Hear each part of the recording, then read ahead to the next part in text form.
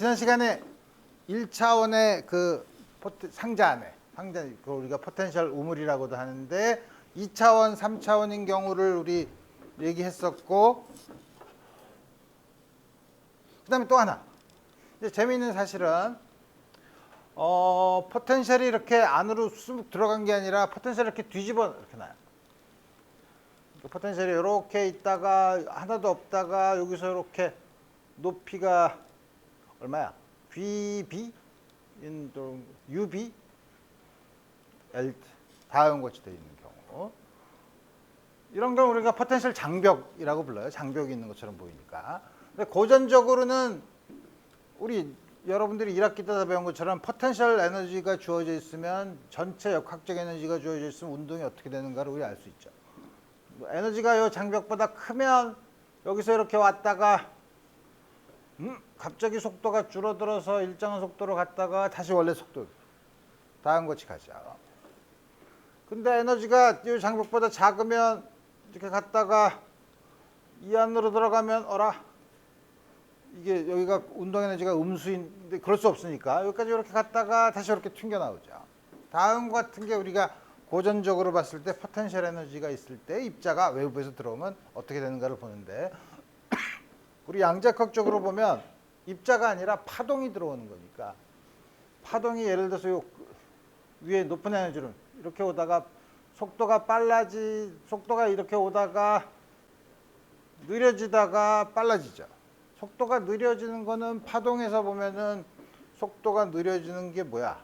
굴절률이 커지면 속도가 느려지죠.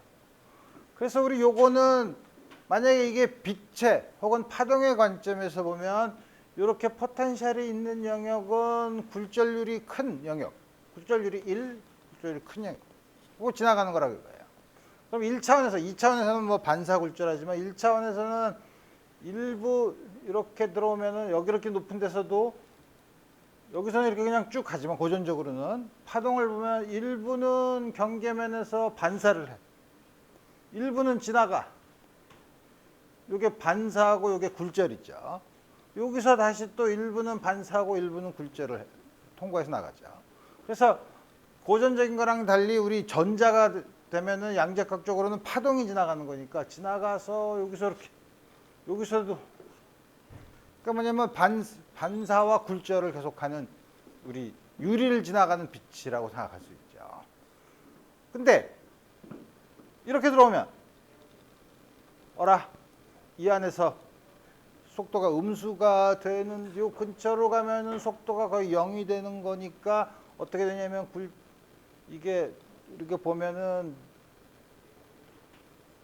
우리가 반사와 굴절을 봤을 때는 굴절률이 점점 커져서 작은 데서 큰 데로 들어가면서 전반사가 되는 경우에 해당이 돼요. 전반사가 돼서 이쪽으로 나가는 게 없고 전부 다 이쪽으로 가야 되는데, 문제는 파동이 그렇게 쉽지는 않아요. 전반사가 되냐?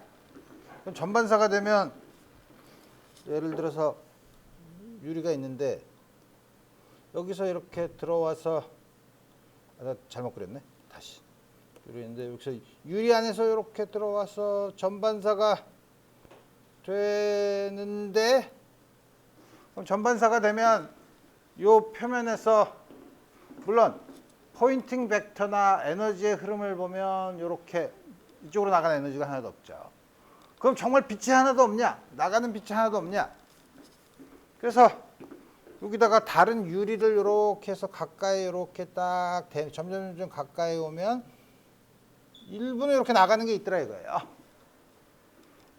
물론 엄밀하게 얘기하면 사실 틀린 말이에요. 왜냐하면 여기 이렇게 다른 내질이 있는 경우랑 없는 경우랑은 경계 조건이 다르기 때문에 파동인 경우에는 우리 생각하는 게 다르지만, 그렇지만 어쨌든 보면 가까이 오면 여기서 이렇게 조금이라도 나오는 게 있으니까 여기로 나가겠지.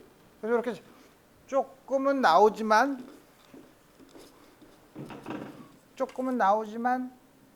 다시 이렇게 들어가요.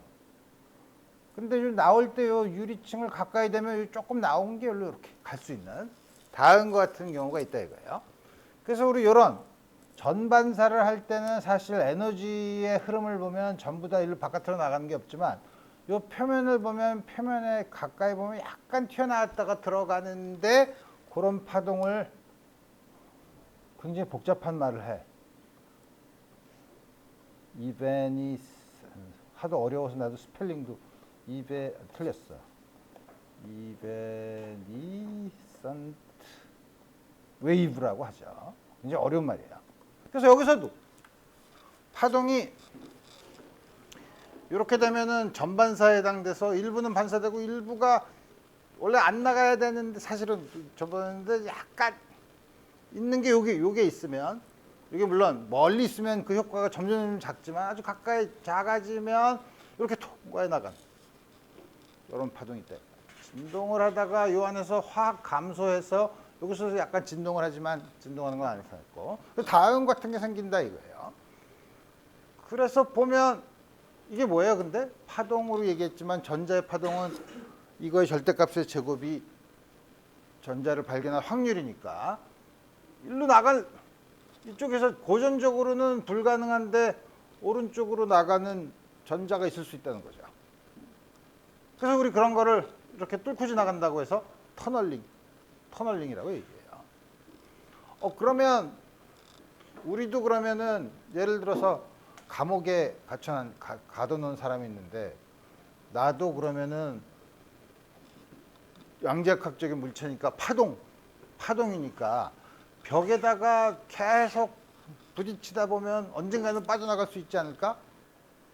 라고 생각할 수 있지만 사람과 같이 큰 고전적인 물체인 경우에는 너무 작아서 거의 고전적인 현상을 튕겨나가기만 하죠. 그래서 우리 이런 걸 어떻게 만드느냐? 물론 그때 요게 이렇게 통과할 확률이 앞에 뭐 적당하게 있지만 뭐 개수가 있긴 하지만 어떻게 되냐면 엑스포넨셜 지수함수 마이너스 2bl L이 크면 클수록 지수함수적으로 감소하고 B는 뭐 굉장히 복잡하지만 가지고 있는 에너지와 요 차이예요. 에너지와 UV에서 2를 뺀 거. 요 차이랑 요거 두 개 곱한 게 크면 클수록 통과하지 못하는 거죠. 그게 아주 작을수록 되는 거죠. 이걸 양자역학적으로는 어떻게 만드냐면 다음과 같이 만들 수 있어요. 어떻게 만드냐면 여기는 전자가 가는데 요 사이에다가 뭐냐면 여기다가 일정한 전기 포텐셜 이렇게 끊어준 다음에 요 사이에 일정한 전기 포텐셜을 만들어줘. 요 사이에다가 그러면은 전기 포텐셜이 음수면 전자가 음의 전하를 갖고 있으니까 요런 지나갈 때 요런 걸 지나가게 되죠. 요럴 때 여기 이렇게 끊겨 있으니까 지나가지 못하지만 일부는 지나간다 이거예요. 그래서 이런 거를 쓰는 게 여러분들이 최근에는 이것도 이제 나온 지 수십 년 됐는데 스캐닝 터널링 마이크로스코프. 스캔은 이렇게 쭉 본다는 거죠. 터널링은 터널링을 이용한 현미경. 그래서 우리 STM이라고 해요. 이거 어떻게 하냐면 어떤 고체 표면이 있어요. 고체 표면이 매끄러운데 아무리 매끄러워도 매끄럽다는 거는 우리 고전적인 표현이고 점점 확대를 해서 보면 원자들이 이렇게 표면에 쌓여 있죠. 그리고 울퉁불퉁해요. 원자 크기에서 보면. 그래서 이 표면에 원자들이 어떻게 배열했는가를 알고 싶으면 어떻게 하냐면 여기다가 아주 가느다란 이렇게 바늘을 놓고 요 사이에다가 여기랑 요 사이에다가 전기 포텐셜 차를 넣어주면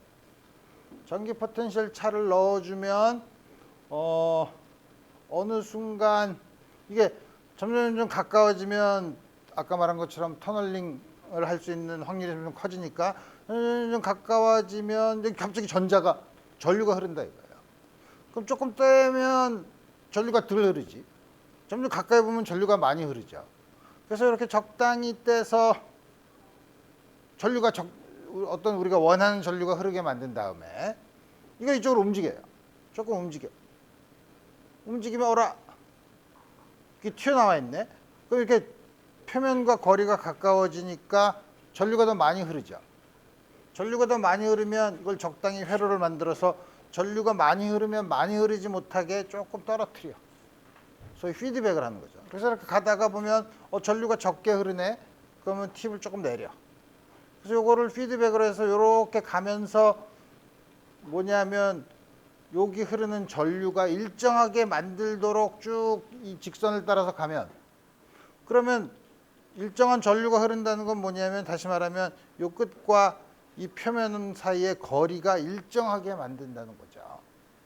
그렇게 하면은, 근데 문제는 그건 1차원이야. 물론 요 팁의 크기가 있게 하면 거의 1차원이죠. 근데 이렇게 우리가 표면을 알려면은 이게 이렇게 층들이 여러 개가 있으니까 어떻게 하냐면, 이렇게 옛날에 내가 눈 감고 축구장에 공을 떨어뜨려 놨을 때 발길질을 하면서 어떻게 축구공을 찾느냐는 것처럼 쭉 이거를 결정면을, 고체면을 위에서 보면 바늘을 이렇게 움직여야죠. 이런 게 스캐닝을 하는 거죠. 이렇게 스캐닝을 해서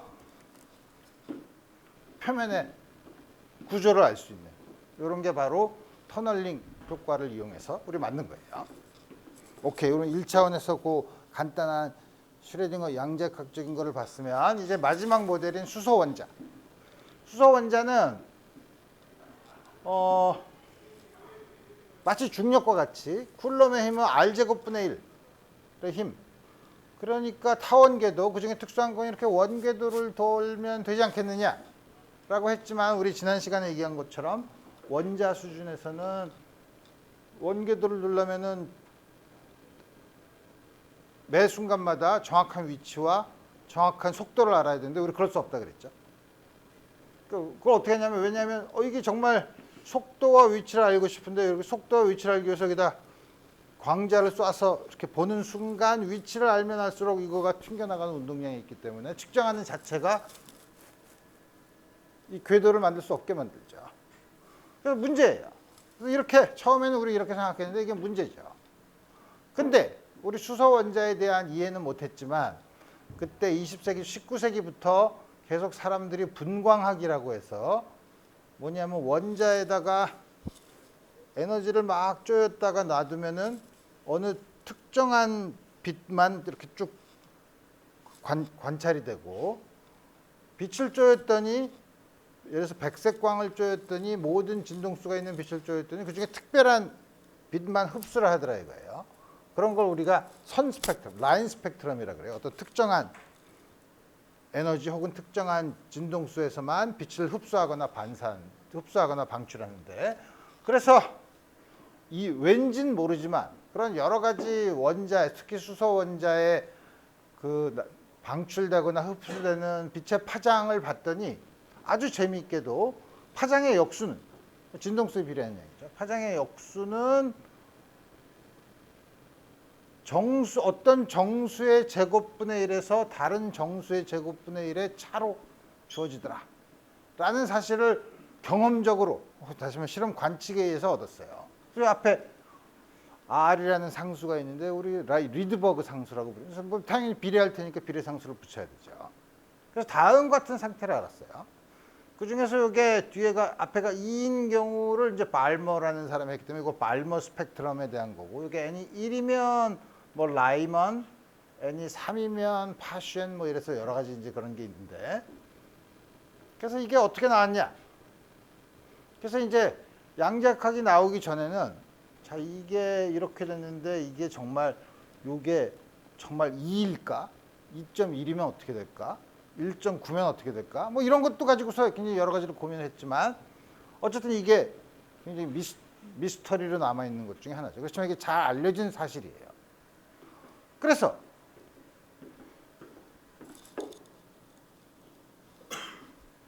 보면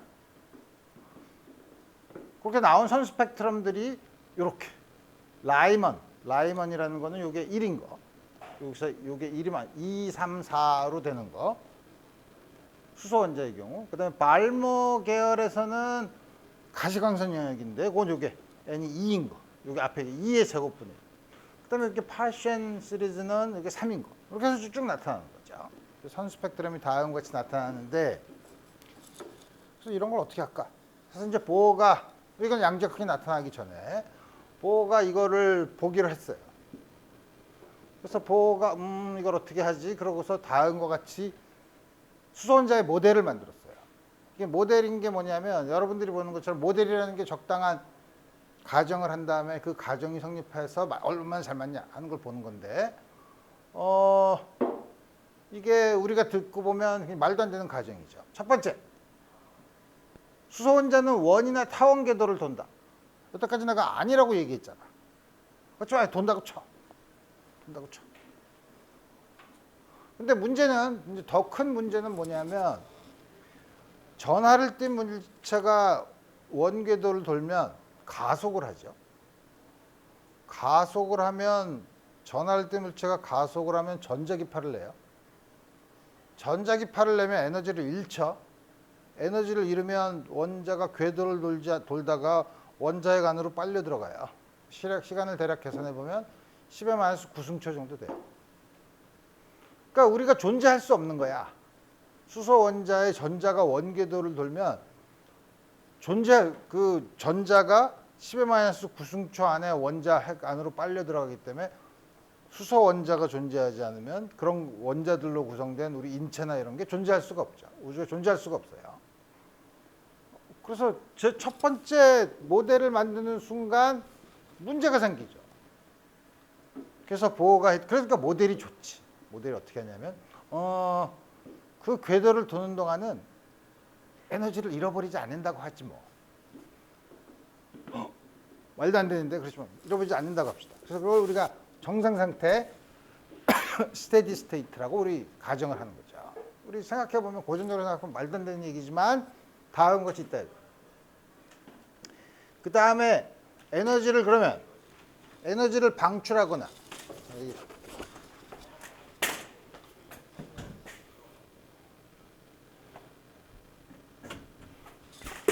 에너지를 그럼 방출하거나 흡수할 때는 어떻게 되냐? 한 정상 상태에서 다른 정상 상태로 갈 때 그 한 정상 상태가 에너지가 큰 데서 작은 데로 갈 때는 그 에너지의 차이만큼 전자기파를 내고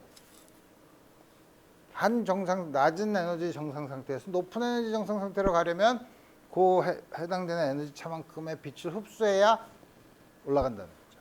그렇게 이제 가정을 한 거죠. 그 다음에 정상 상태에서의 가운동량은 궤도 가운동량은 H/의 정수배 0이면 안 되니까 원운동을 하려면 0이면 안 되죠. 가운동량이 정수배로만 된다. 이건 또 무슨 양자화인데 이건 말이 되나? 이게 처음에 보면 이건 어떻게 나온 거야? 그지 같지만 여러분들이 드브로이의 물질파가 뭐더라? 람다가 P분의 H였잖아. 근데 이렇게 저기 그림처럼 요 타원도 되지만 원이라고 하면 원이 있으면 여기에 정상파가 생기려면 파동이 이렇게 원주상을 진동하면서 여기서 시작했는데 쭉 진동을 하다가 여기서 만나야죠.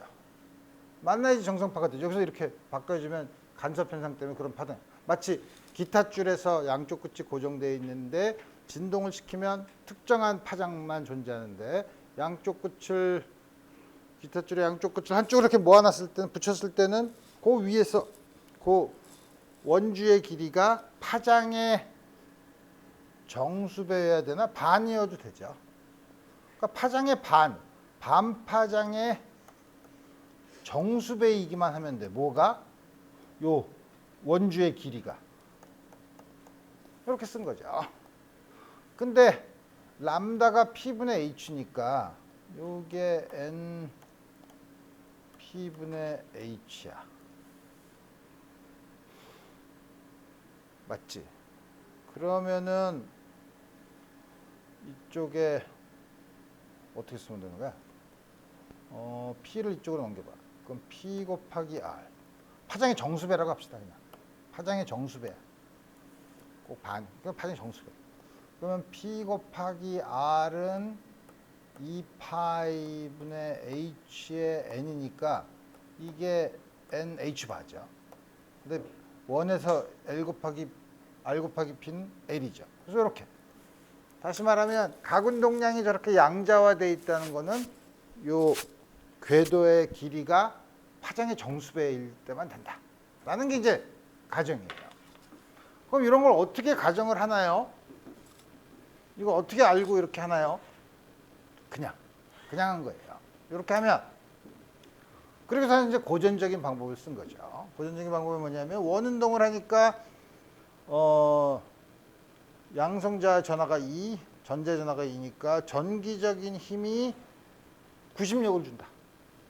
그래서 이렇게 주니까 뭐냐면 여기서 양변에서 우선 R을 곱하면 mv 제곱이 4파이 엡실론 제로분의 R분의 1.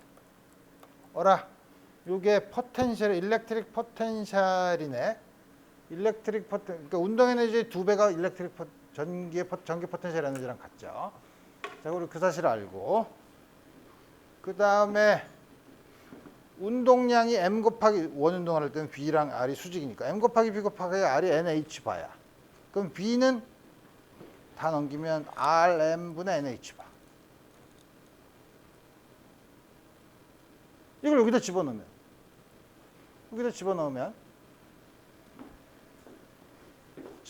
어떻게 되나? 그러면은 여기다 집어넣을까? 여기다 집어넣으면 MB 제곱 R 제곱 M이 하나 있으니까 M N 제곱 H 바 제곱 MB 제곱은 4파이 엡실론 제로에 R분의 1. 뭐라? V가 이렇게 주어진 V 대신에 내가 잘못 썼네. 내가 이걸 이렇게 쓸 필요가 이렇게 복잡하겠어. MV 그거 맞는데? V가 이렇게 주어지니까 내가 이거 잘 써야 되는데. R은 어떻게 구하나? 여기서 R은 여기다 집어넣으면 되지. R분의 M, V제곱, N제곱, H바 제곱, 이게 어떻게 되는 거야? 제곱, R제곱, M제곱. 이렇게 되면 R제곱이 없어지고 M도 하나 없어지면 여기 R이 하나 남지. R은 이게 이쪽으로 넘어가면 나머지의 역수 4파이 엡실론 제로 4파이 엡실론 제로 나누기 2제곱 한 다음에 여기 있는 게 다 글로 가야 되는데 R분의 1 H바 R이 여기서 R이 1로 가면 다 역수니까 M분의 H바 제곱 N제곱. 다음 건 H바가 H를 2파이로 나누니까 이건 H를 4파이 제곱으로 나누는 거니까 M 2 스퀘어드 파이 H 제곱 엡실론 제로 N제곱. 그래서 요거로. 그래서 보면 다음과 같은 조건을 쓰면 반지름이 지멋대로 되는 게 아니라 N제곱에 비례해요. N제곱에 비례하는데 A 앞에 상수가 요 A가 요건데 요거는 길이의 차원을 가지고 있겠죠. 그 길이의 차원을 요거를 6.62 곱하기 10의 마이너스 34승 엡실론 제로 집어넣고 전자의 질량, 전자의 전하를 집어넣으면 대략 5 곱하기 10의 마이너스 11승 미터. 전형적인 원자의 크기가 나오죠. 0.5 나노미터죠. 0.5인가? 아니지.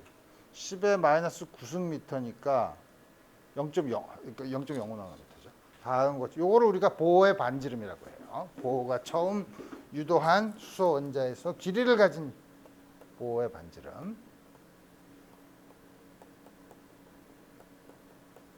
요양. 다음과 같이 주어져 있고. 그 다음에 그 에너지를 우리 봐야 되는데 에너지는 운동 에너지에다 포텐셜 에너지를 더한 건데 포텐셜 에너지 이렇게. 근데 아까 우리 요게 뭐 mv 제곱이 요거라고 했으니까 그거의 반이면 요거의 반이죠. 그러니까 빼니까 다음과 같이 주어진다. 그래서 여기다가 R 대신에 아까 an 제곱 요걸 집어넣으면 n 제곱분의 1. 역시 다 이걸 집어넣어서 계산을 해서 SI 유닛에서 계산한 다음에 이 전자 일렉트론 볼트로 바꾸면 13.6 일렉트론 볼트. 마이너스가 되어 있는 거는 무한대로 멀리 떨어져. 0이 무한대로 떨어질 때 포텐셜이 0인 기준이니까 n 제곱분의 1. 다음과 같이 나온 거죠. 오! 드디어 여기 n 제곱분의 1이 나왔어요. 그래서 에너지의 변화는 그러면은 높은 에너지 상태에서 낮은 정상 상태로 내려가는 그 차이에 해당되는 전자기파 에너지가 H 곱하기 F라 그랬죠. 요거는 람다분의 C니까 람다분의 HC를 더 나눠줘. 여기서 HC를 더 나눠준 거죠. 요거에다가 큰 거의 제곱분의 1 빼기 작은 거의 제곱. 요거 마이너스를 이렇게 없애주면 로우 제곱. 요 앞에 나와 있는 요게 바로 리드버그 상수죠. 요 리드버그 상수를 계산해 보면 요건 다 자연에 나오는 기본적인 상수를 했더니 실험적으로 앞에서 리드버그가 처음에 실험적으로 측정한 값이랑 아주 잘 맞더라 이거예요. H를. 그래서 보면 보의 수소 원자 모델로 해서 여태까지 알 수 없었던 우리가 괜히 이게 2.1이냐 1.9냐 이런 거 걱정하지 않고 수소 원자 모델로 선 스펙트럼을 잘 설명할 수 있더라 이거예요. 그럼 이제 여러분들이 궁금해할 수 있죠. 잘 설명할 수 있는 건 맞는데 아까 말한 모델에서 교수님이 계속 가정이 여러 개 틀렸다고 얘기했는데 그럼에도 맞으면 어떡하죠? 그래서 이걸로 보호 모델로 보호는 사실 노벨상을 받았어요. 그럼 이제 여러분들이 항상 고민을 할 수 있죠. 그럼 뭘 고민할 수 있냐면 어떤 문제를 푸는데 시험 문제를 푸는데 앞에 있는 가정들이 다 틀렸어. 근데 답이 맞았어. 그러면 점수를 줘야 되나 말아야 되나? 그러니까 고민스럽죠. 그 경우예요. 그 경우인데 그래서 이제 양자역학을 다 슈레딩거 방정식도 다 이제 안 다음에 양자역학적으로 이거를 이해를 해봤더니 적어도 수소 원자의 에너지 스펙트럼은 똑같이 나오더라 이거예요. 우연히도 똑같이 나오더라 이거예요. 다행이죠. 다만 아까처럼 원궤도를 돈다는 이거는 전부 다 사라지고 수소 거기는 전자는 있을 확률, 파동으로 존재한다 이거예요. 그래서 확률을 예를 들어서 바닥 상태, 제일 낮은 상태는 가운데 이렇게 많이 몰려 있고 여기 점이 많이 몰려 있으면 확률이 큰 거고 적게 있으면 확률이 작은 거라고 생각해 보면 측정을 했을 때 어디서 많이 나타나요? 다음 같은 분포가 되더라 이거예요. 바닥 상태인 경우에는. 이게 원궤도를 도는 건 아니죠. 그래서 사실 이게 국제원자력기구의 로고가 돼야지 맞지만 별로 그렇게 예뻐 보이진 않죠. 그래서 수소 원자의 경우에는 각각 주어진 에너지 상태를 다음과 같은 세 개의 양자수 퀀텀 넘버로 정하는데 n 주양자수 프린시플 퀀텀 넘버. 이건 아까 우리 구했던 가운동량의 h/. 정수라고 했을 때 n 제곱분의 1 에너지를 주는 양자수예요. 그 다음에 회전을 하니까 가운동량이 있고 전체 가운동량, 가운동량의 Z 성분을 나타내는 이 세 개로 우리가 지정을 해준다 이거예요. 그래서 여러분들이 요걸로 해서 고등학교 화학 시간에 여러분들이 원자의 오비탈이 어떤 게 주어지냐 하는 게 바로 요걸로 주어져. L이 제로면은 S 오비탈, L이 1이면 P 오비탈, P 오비탈인 경우에 M이 1, 0, 마이너스 1일 경우에 생기는 여러 가지 파동 함수의 모양을 여러분들이 고등학교 때 화학 시간에 그림으로 많이 봤을 거라 이거예요. 그래서 그 중에서 수소 원자의 바닥 상태는 파동 함수를 하면 이렇게 지수 함수로 감소해요. 여기 A는 아까 구했던 보호 반지름이에요. 이렇게 주어지고 지수 함수로 감소하는데 이게 확률의 의미를 가지려면 요거의 절대값의 제곱을 해서 모든 공간에 대해서 적분하면 1이 되도록 하면 요게 나온다 이거예요.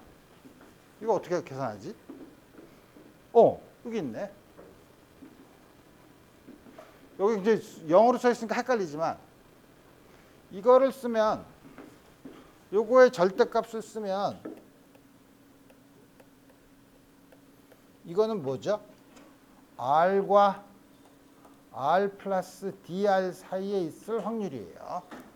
그러니까 뭐냐면 반지름이 R이면 R과 R 플러스 DR 요 사이에서 측정할 확률이에요. 그러니까 요거를 합해서 요게 1이 되려면 요거 부피에 대해서 저번에 부피가 요게 R의 크기에만 의존하니까 부피는 요 구의 부피가 이렇게 주어지니까 껍질의 부피가 요걸 곱해서 이렇게 쓰면 되죠. 그러니까 요거는 뭐냐면 요거는 그러니까 여러분들이 조심해야 되는데 요거는 3차원에서 R 그러니까 X는 X 플러스 X X와 X 플러스 DX Y는 Y와 Y 플러스 DY Z는 Z와 Z 플러스 DZ 사이에 있을 확률이에요. 근데 그걸 반지름으로 보면 우리 여기서 이거의 확률이 아니라 여기서부터 R만큼 있을 때 요 안에 요 길이에 있을 확률은 뭐냐면 이걸 곱해 준 거지 뭐. 이걸 곱해 준 거죠. 그래서 뭐냐면 여기는 R 제곱 DR을 곱한 거. R 제곱 DR을 곱하고 4파이. 요걸 그래서 4파이 사이 R의 제곱에 4파이 R 제곱 DR 하면 원래는 dV인데 dV가 요거는 요거 벡터고 요거는 R과 그냥 반 중심에서부터의 거리 R 플러스 DR 사이에 있을 확률이죠.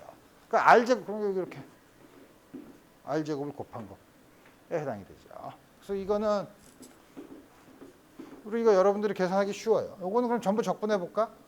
그럼 제로부터 무한대까지 dr R 제곱 A는 이거 어떻게 하지? 2 나누기 RA를 X라고 놓으면 이거는 제로부터 무한대까지 X제곱 DX 2의 마이너스 X인데 여기 X가 더 있으니까 여기 앞에 2분의 A 3승이 있어야 되겠네. 2분의 A의 3승. 요거는 여러분들이 계산을 할 수 있죠.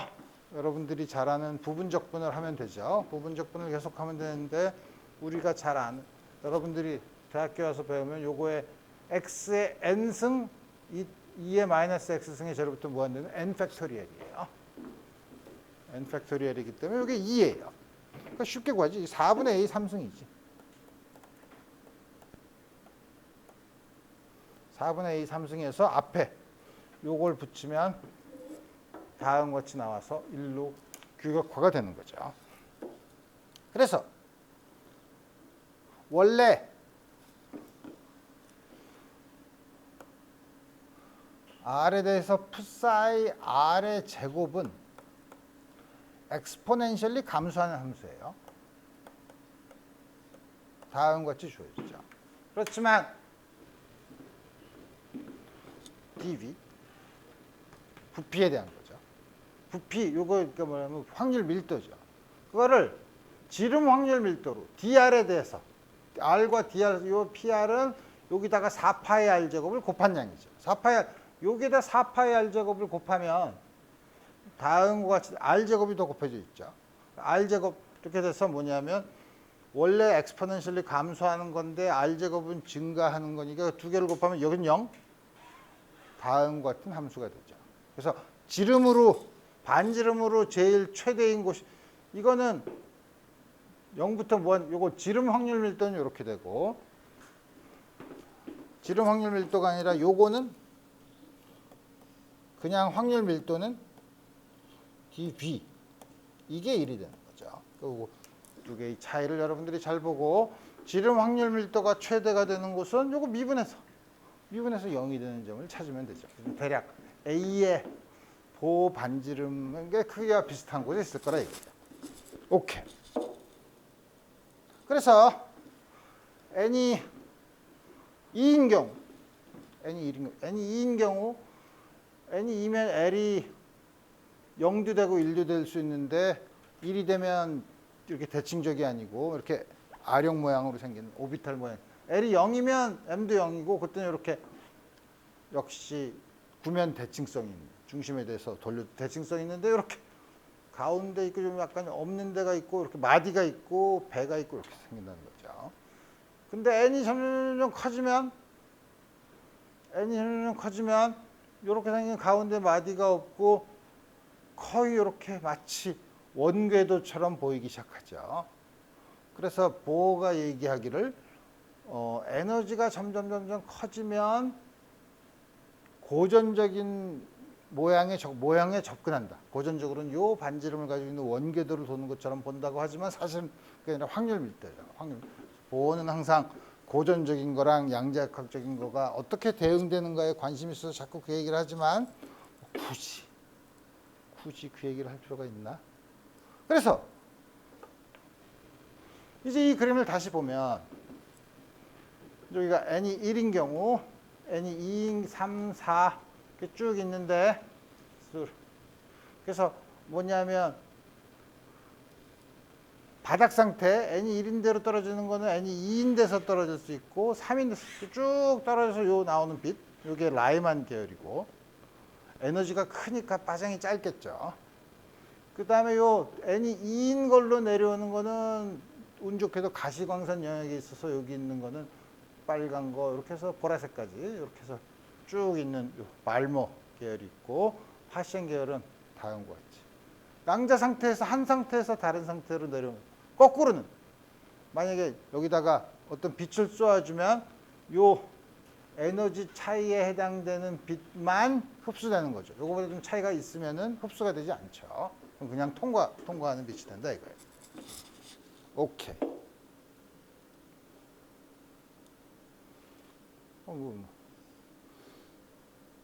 다 끝났네. 뒤로 가야 되는데. 그래서 우리 드디어 이게 뭐야? 맨 뒤로 가야 되는데. 이제 여기까지 얘기는 다 했고 오늘 내준 숙제에서 여러분들이 지금까지 했던 거 현대물리에서 컴튼 효과, 광전 효과, 그 다음에 요 수소 원자 모형 이런 데서 여러분들이 어떤 문제를 풀 수 있는가를 보는 거를 이제 여러분들이 숙제로 이제 문제를 풀 수 있을 거예요. 그래서 여태까지 해서 이제 한 학기 드디어 2학기에 이제 한 학기 동안 다 공부를 했는데 여러분들 여러 가지 공부를 많이 했죠. 특히 2학기에서는 기본적으로는 전자기학, 맥스웰 방정식에 해당되는 4개의 법칙을 배웠고 그 다음에 거기에 해당되는 전자기파, 그 다음에 파동의 성질, 간섭, 중첩에 의한 간섭과 회절 그리고 현대물리 쪽에 약간 우리 이렇게 해서 공부를 했어요. 그래서 공부를 많이 했으니까 이제 여러분들이 앞으로 시험 준비를 하려면 문제도 많이 풀어보고 시험 준비를 해서 딱 하고 나면 그러고 나서 일주일이 지나면 크리스마스야. 그러니까 재밌게 놀고 겨울방학에 한겨울의 추위를 지내고 다음 학기에 딱 돌아와서 왔는데 여태까지 일반 물리에서 배운 게 뭐냐? 기억 안 나죠? 나도 안 나요. 강의한 다음에 나도 그래서 강의 준비한 사람이 강의하는 나도 그럼 처음에 강의하려면 다시 또 펴놓고 내가 뭘 가르쳐야 되더라 하고도 다시 봐야죠. 그렇지만 내가 강의 시간에 이번 학기 강의를 시작할 때 처음 여러분들한테 얘기한 것처럼 왜 공학도들이 일반 물리를 배우냐?